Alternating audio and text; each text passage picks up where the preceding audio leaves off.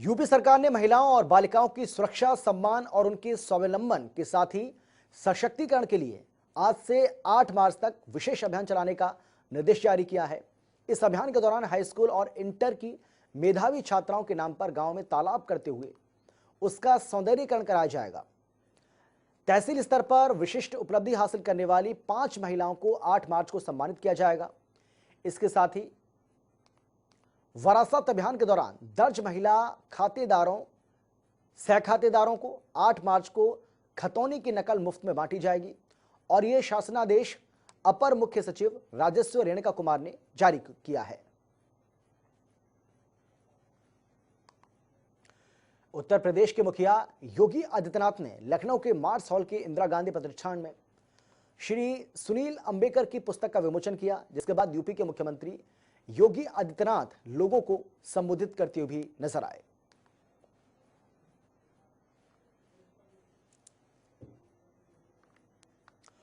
भगवान श्री राम की नगरी अयोध्या को बेहतर एयर कनेक्टिविटी देने के लिए उत्तर प्रदेश की योगी सरकार केंद्र के साथ मिलकर बहुत ज्यादा इस मामले को लेकर गंभीर है।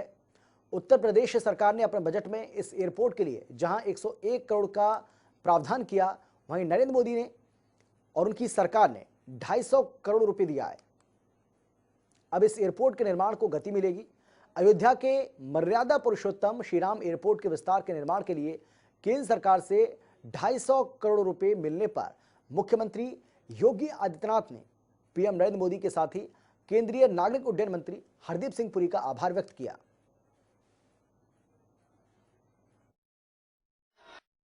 अयोध्या के मर्यादा पुरुषोत्तम भगवान श्री राम के नाम पर रखे जाने वाले इस एयरपोर्ट के ATR 72 के सेवा को संचालन करने और उसके लिए 250 करोड़ रुपए की राशि स्वीकृत करने के लिए मैं आदरणीय प्रधानमंत्री जी के प्रति आभार व्यक्त करता हूं और केंद्रीय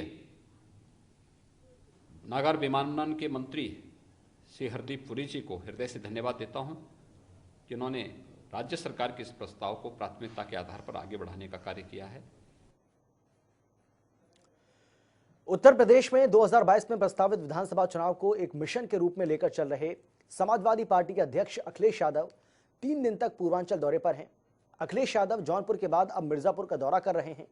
2022 के बाईसाइकिल के अभियान को लेकर धार देने को लेकर वो मिर्जापुर दौरे पर हैं। समाजवादी पार्टी के अध्यक्ष अखिलेश यादव जौनपुर से मिर्जापुर पहुंचे, जहां वो जनता से रूबरू हुए। आपको बता दें कि 25 फरवरी से मिर्जापुर में मंडलीय समाजवादी कार्यकर्ता ट्रेनिंग शिविर कार्यक्रम की शुरुआत हुई है, जो कि 27 फरवरी तक चलेगा और इस शिविर में 12 विधानसभा क्षेत्र से 1200 कार्यकर्ता शामिल हुए। दौरे के तीसरे दिन अखिलेश यादव 27 फरवरी को वाराणसी में संत रविदास जयंती पर शामिल होंगे और इसके लिए वो गौवर्धन मंदिर भी जाएंगे। नौजवान अब समझ गया है कि भारतीय जनता पार्टी ने बहुत गुमराह किया है, बहुत गुमराह करने का काम किया। आज नौजवान जागरूक है। ये कैंप सोशल मीडिया का नहीं है, ये कैंप देश के हालात को लेकर के है।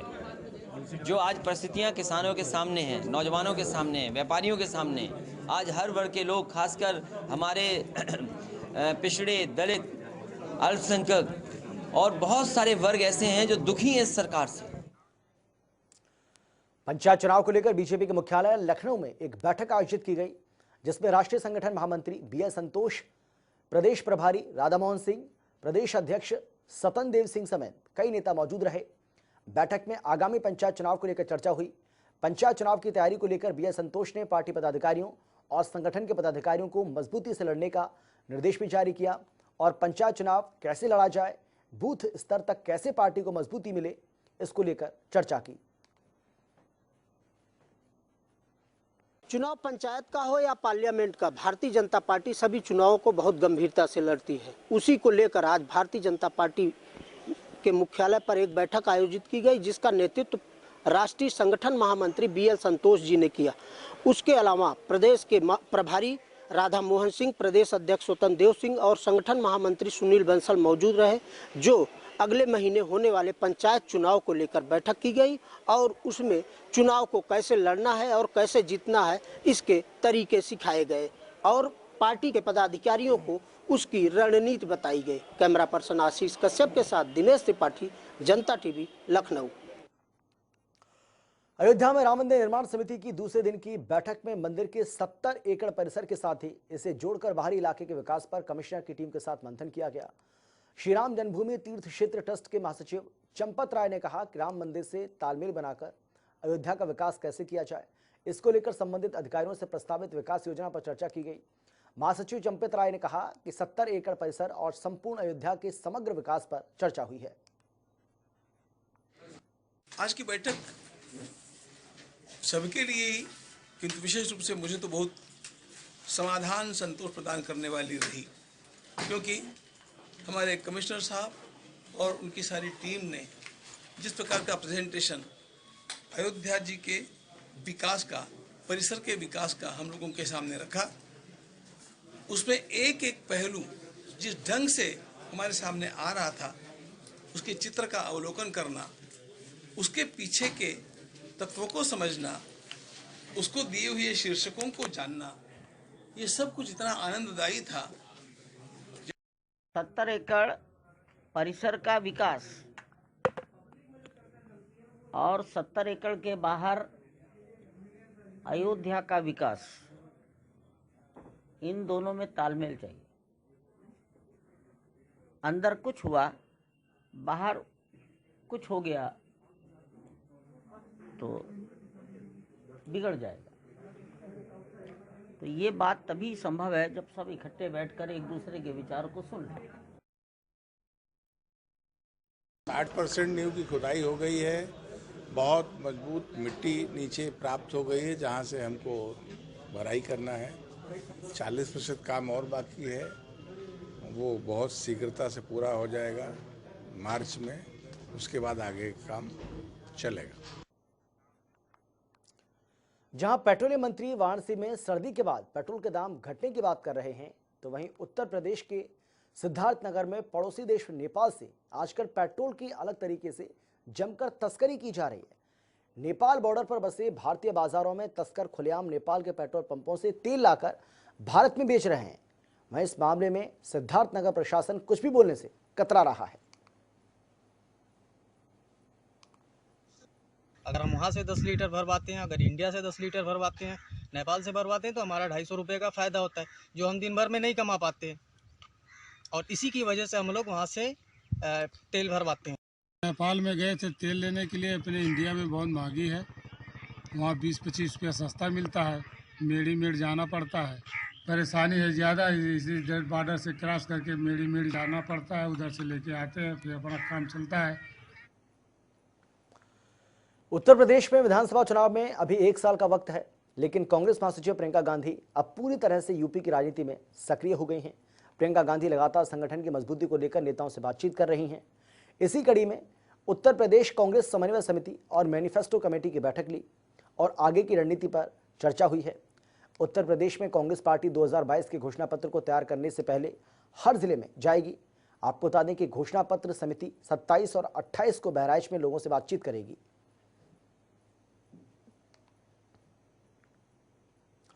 सूबे के उप मुख्यमंत्री केशव प्रसाद मौर्य ने कानपुर पहुंचकर कई मुद्दों पर अपनी बात रखी। वहीं उन्होंने समाजवादी पार्टी को आड़े हाथों लेते हुए सपा कार्यालय याद किया, सपा के कार्यकाल को याद किया।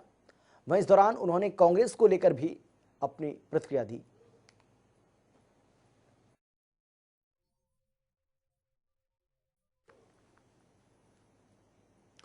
यूपी के औरैया जिले में पुलिस ने बड़ी सफलता हासिल की है। पुलिस ने मुखबिर की सूचना में छापेमारी करके 2 युवकों को कई अवैध हथियार के साथ गिरफ्तार किया। पुलिस अधिकारी ने बताया कि गिरफ्तार युवक हथियार बनाने का काम करते थे।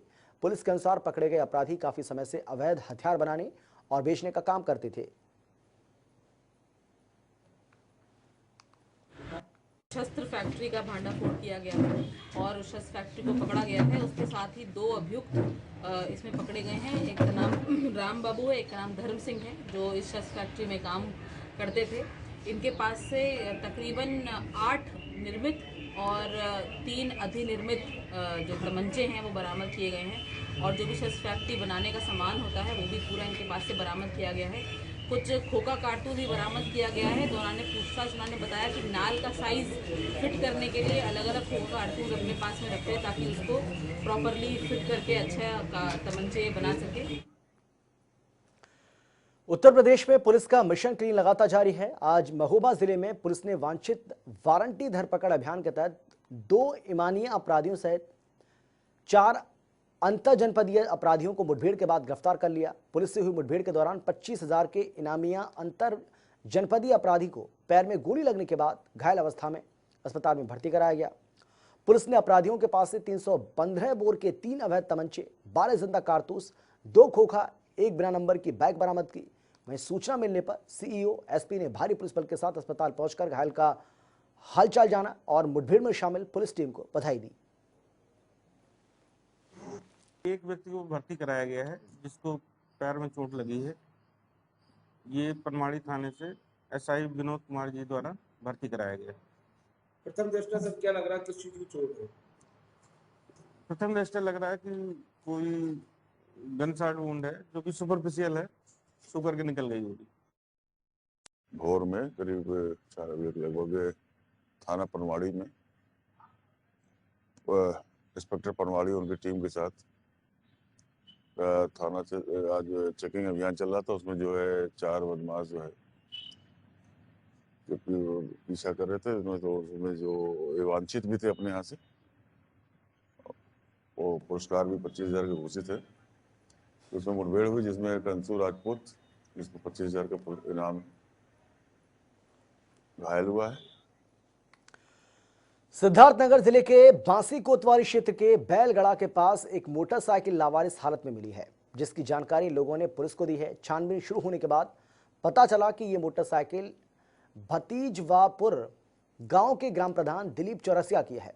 आपको बता दें कि कल शाम को प्रधान राम जन्मभूमि निर्माण निधि को चंदे का करीब 50,000 रुपये लेकर तितौली में देने के लिए जा रहा था, जो संदिग्ध परिस्थितियों में लापता हो गए। बीजेपी नेता के गायब होने की जानकारी होने पर जिले के पुलिस अधीक्षक राम अभिलाष त्रिपाठी और आईजी पहुंचे। बीजेपी नेता का पर्स, बेल्ट और मोबाइल बरामद हुआ है।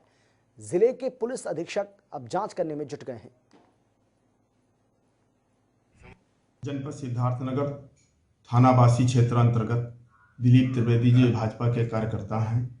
परिजनों ने सूचना दिया कि कल शाम 4:30 बजे घर से निकल गए हैं, लापता हैं, अभी तक वापस नहीं आए हैं। सूचना मिलते ही तत्काल परिजनों के साथ तलाश जारी है। जहां जहां परिजन बता रहे हैं वहां वहां कई टीमें बना करके साथ में तलाश जारी की। महोबा जिला मुख्यालय के समदनगर मोहल्ले में बीते दिनों सीनियर अधिवक्ता मुकेश पाठक ने अपने मकान पर खुद को गोली मारकर आत्महत्या कर ली। उत्तर प्रदेश सरकार के लोक निर्माण राज्य मंत्री चंद्रिका प्रसाद उपाध्याय ने मृत अधिवक्ता के घर पर पहुंचकर उन्हें श्रद्धांजलि दी और परिजनों से मुलाकात कर हर संभव मदद का भरोसा दिया।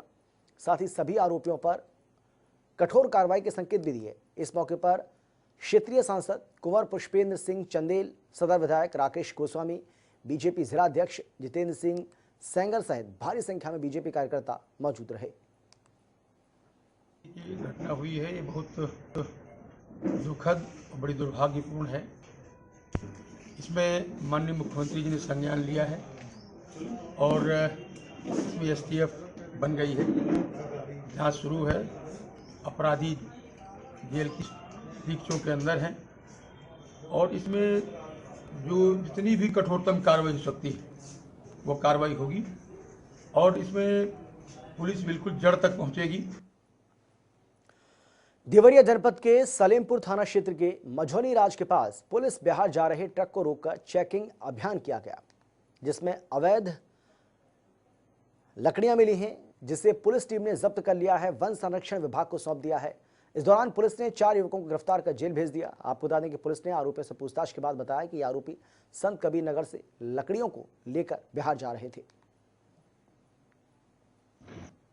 के थाना सलीमपुर पुलिस द्वारा रूटीन चेकिंग के दौरान एक ट्रक पकड़ा गया, जिसमें ऊपर आम की लकड़ी है और चेक कराने पर पता चला कि उसमें सागौन और नीचे साखू की लकड़ी पाई गई। पूरी 1 ट्रक लकड़ी है। वो नियमानुसार वो लकड़ी का ट्रांसपोर्टेशन परमिटेड नहीं था। उसमें अभियोग पंजीकृत करा करके दोषी व्यक्तियों को अभियोग पंजीकृत कराकर उनके विरुद्ध कार्रवाई कराई जा रही है। केंद्रीय परिवहन मंत्री नितिन गडकरी ने 5400 करोड़ की लागत से 250 किलोमीटर लंबे 7 राष्ट्रीय राजमार्गों का लोकार्पण और शिलान्यास किया। इनमें 1750 करोड़ रुपए की लागत और 78 किलोमीटर की लंबाई का 4 लेन मुजफ्फरनगर हरिद्वार हाईवे शामिल है। केंद्रीय सड़क परिवहन और राजमार्ग मंत्री नितिन गडकरी ने वीडियो कॉन्फ्रेंसिंग के माध्यम से इन राजमार्गों का लोकार्पण और शिलान्यास किया। इस मौके पर केंद्रीय मंत्री और सांसद डॉक्टर संजीव बालियान भी मौजूद रहे। इस दौरान उन्होंने संधावली पुल के पूरा होने पर परिवहन मंत्री का आभार जताया और बधाई दी।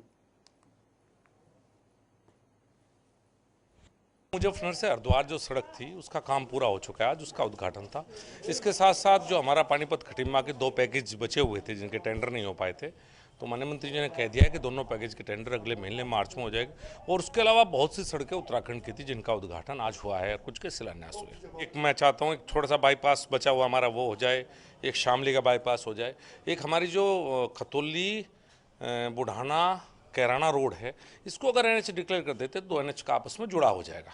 तो मुझे उम्मीद है कि माननीय मंत्री जी इस पर पॉजिटिव रुख रखेंगे। रायबरेली में अरखा के पास ग्रामीणों ने एक युवक का सिर कुचला शव देखा, जिसके बाद ग्रामीणों ने इसकी सूचना पुलिस को दी। वहीं मौके पर पहुंची पुलिस ने शव को कब्जे में लेकर जांच पड़ताल शुरू कर दी है। हालांकि अभी तक मृतक युवक की पहचान नहीं हो पाई है। पुलिस ने कहा कि जांच के बाद ही पता चल पाएगा कि युवक का शव नहर के पास कैसे आया और इसकी हत्या किस वजह से हुई।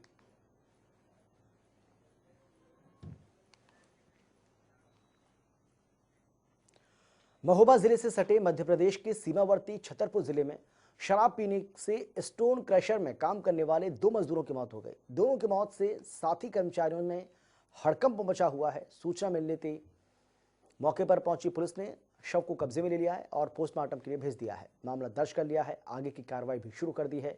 तो वह इस घटना के बाद जहरीली शराब के सेवन से युवकों की मौत होने की चर्चाएं एक बार फिर गर्म हो गई हैं। मामला ये है कि ये लोग क्रेशर में काम करते हैं। वहीं पर ये लोग काम करने के बाद लेट गए। लेट जाने के बाद उनके पड़ोसी या उनके साथ काम करने वाला जब पहुंचे तो ये लोग उलझन में या अचेत अवस्था में मिले नशे की हालत। उसके बाद उनको अस्पताल वहीं नज़दीकी डॉक्टर के यहाँ दिखाया गया था ना, नज़दीकी डॉक्टर के यहाँ दिखाया गया।